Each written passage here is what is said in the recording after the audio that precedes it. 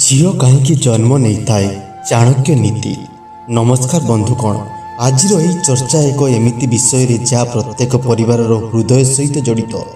अनेक लोक पचारती ईश्वर झील को कहीं जन्म दियंती। कई यह भाग्य सह जोड़ती, कई कर्म सह आउ कई समाजर पुराणा धारणार उत्तम खोजती। किंतु जदि आमे चाणक्य जीवन दर्शन को बुझा चेष्टा करिबा तेबे गोटे कथा स्पष्ट हुए। मनिषर महत्व तांकर जन्मरे नुहे बरं तांकर चरित्र, ज्ञान और कर्मरे रहिछि।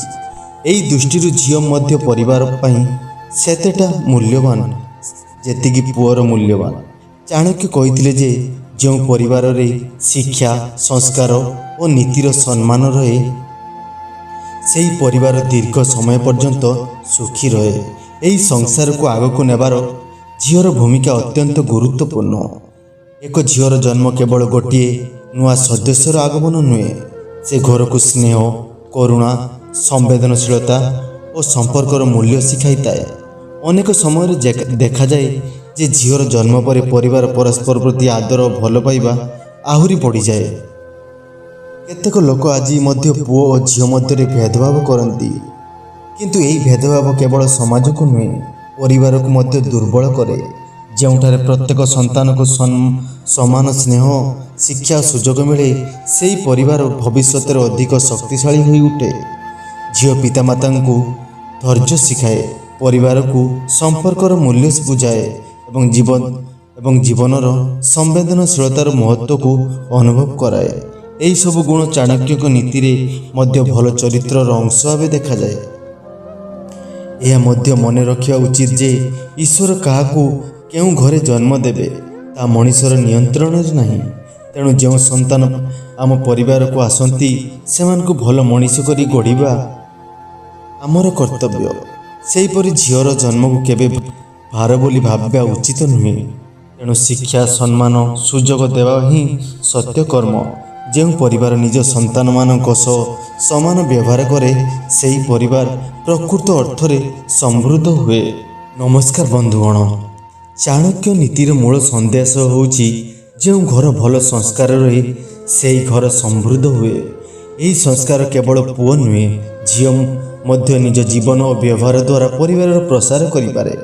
ଅନେକ ପରିବାରରେ ଦେଖାଯାଏ ଯେ ଝିଅ ପିତାମାତାଙ୍କ ଦୁଃଖକୁ ନିଜର ଦୁଃଖ ବୋଲି ଭାବିଥାଏ। ସେ ସମ୍ପର୍କକୁ ଯୋଡ଼ି ରଖିବାକୁ ଚେଷ୍ଟା କରେ, ଭାଇ ଭଉଣୀଙ୍କ ମଧ୍ୟରେ ପ୍ରେମ ବଢ଼ାଏ ଓ ପରିବାରର ଏକତା ରଖିବାକୁ ଉଦ୍ୟମ କରେ। ଏହି ଗୁଣ କେବଳ ଝିଅଙ୍କର ନୁହେଁ, ଯେକୌଣସି ସନ୍ତାନ ମଧ୍ୟରେ ଏହା ଗଢ଼ି ଉଠିପାରେ। କିନ୍ତୁ ଅନେକ ପରିବାରରେ ଅନୁଭବରେ ଝିଅମାନେ ଏହି ଭୂମିକା ନିଭାଇଥାନ୍ତି। ଚାଣକ୍ୟଙ୍କ ଚିନ୍ତାଧାରା ଅନୁସାରେ ଜ୍ଞାନ ଓ ଚରିତ୍ର ହିଁ ମଣିଷର ସତ୍ୟ ସମ୍ପଦ। ତେଣୁ ଝିଅକୁ ଶିକ୍ଷାରୁ ବଞ୍ଚିତ କରିବା କେବଳ ତାଙ୍କର ନୁହେଁ, ସମଗ୍ର ପରିବାରର କ୍ଷତି। ଶିକ୍ଷିତ ଝିଅ ନିଜ ଜୀବନର ସୁନ୍ଦର କରିବା ସହ ସମାଜର ଉନ୍ନତିରେ ମଧ୍ୟ ଆବେଦନ ରଖିପାରେ। କେତେକ ଲୋକ କହନ୍ତି ଯେ ଝିଅ ପର ଘରକୁ ଯାଏ, କିନ୍ତୁ ସତ୍ୟ ହେଉଛି ସେ ଯେଉଁଠି ରହୁନା କାହିଁ ନିଜ ପିତାମାତାଙ୍କ ପ୍ରତି ଭଲ ପାଇବା ଓ ସମ୍ମାନକୁ ହୃଦୟରେ ରଖିଥାଏ। ଆଜି ଅନେକ ଝିଅ ନିଜ ପିତାମାତାଙ୍କର ସହାୟତା କରୁଛନ୍ତି, ତାଙ୍କର ଦେଖାଶୁଣା କରୁଛନ୍ତି ଏବଂ ପରିବାରର ଦାୟିତ୍ୱ ବହନ କରୁଛନ୍ତି। ତେଣୁ କୌଣସି ସନ୍ତାନର ମୂଲ୍ୟ ତାଙ୍କର ଲିଙ୍ଗର ନୁହେଁ ବରଂ ତାଙ୍କର ସଂସ୍କାର, ଶିକ୍ଷା ଓ କର୍ମରେ ନିର୍ଭର କରେ। ଯଦି ଆମେ ଝିଅକୁ ସମ୍ମାନ ଦେବା, ତାଙ୍କର ସ୍ୱପ୍ନକୁ ସମର୍ଥନ କରିବା ଓ ଭଲ ମଣିଷ ଭାବେ ଗଢ଼ି ତୋଳିବା, ତେବେ ସେ କେବଳ ନିଜ ପରିବାର ନୁହେଁ ସମଗ୍ର ସମାଜ ପାଇଁ ପ୍ରେରଣା ଦେଇପାରିବ। ଚାଣକ୍ୟଙ୍କ ମତରେ ସନ୍ତାନକୁ ଧନ ଦେବାଠାରୁ ଶିକ୍ଷା, ଭଲ ଚରିତ୍ର ଓ ଶୃଙ୍ଖଳା ଦେବା ଅଧିକ ଜରୁରୀ। ଏହି ନୀତି ପୁଅ ଓ ଝିଅ ଉଭୟଙ୍କ ପାଇଁ ସମାନ ଭାବରେ ପ୍ରଯୁଜ୍ୟ। ଯଦି ଝିଅକୁ ଭଲ ଶିକ୍ଷା, ସଠିକ୍ ମାର୍ଗଦର୍ଶନ, ଆତ୍ମବିଶ୍ୱାସ ମିଳେ, ତେବେ ନିଜ ଜୀବନକୁ ଉଜ୍ଜ୍ୱଳ କରିବା ସହ ସମାନ ପାଇଁ ମଧ୍ୟ ଉଦାହରଣ ହୋଇପାରେ। ଅନେକ ସମୟରେ ଲୋକମାନେ କେବଳ ପୁଅର ସଫଳତାକୁ ଗୁରୁତ୍ୱ ଦିଅନ୍ତି, କିନ୍ତୁ ଇତିହାସ ସାକ୍ଷୀ ଯେ ଅନେକ ନାରୀ ଜ୍ଞାନ, ସାହସ, ବିଜ୍ଞାନ, ପ୍ରଶାସନ, କ୍ରୀଡ଼ା ଏବଂ ସେବା କ୍ଷେତ୍ରରେ ଅସାଧାରଣ ସଫଳତା ହାସଲ କରନ୍ତି।